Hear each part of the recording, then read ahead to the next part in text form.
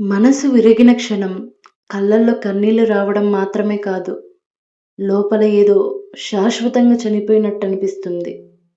ఒకప్పుడు ప్రాణంగా అనిపించిన మనిషి పరాయివాడిలా మారిపోయినప్పుడు మన గుండె కొట్టుకుంటూనే ఉంటుంది. కానీ జీవితం మాత్రం అక్కడే ఆగిపోయినట్టనిపిస్తుంది. ఆ రోజు నుంచి మన నవ్వు పెదవులపై కనిపించినా, ఆ నవ్వు వెనుక దాగి ఉన్న బాధను ఎవ్వరూ గుర్తించలేరు.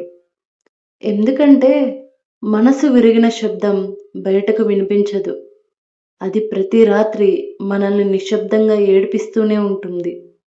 కొన్ని గాయాలకు మందులుండవు. కాలం గడిచినా మచ్చలు మాయనివ్వవు. మనసు ఒక్కసారి నిజంగా విరిగిపోయిందంటే మళ్ళీ నవ్వడం నేర్చుకుంటుంది. కానీ అది ఎప్పటికీ మునుపటలా నవ్వడం మాత్రం కాదు.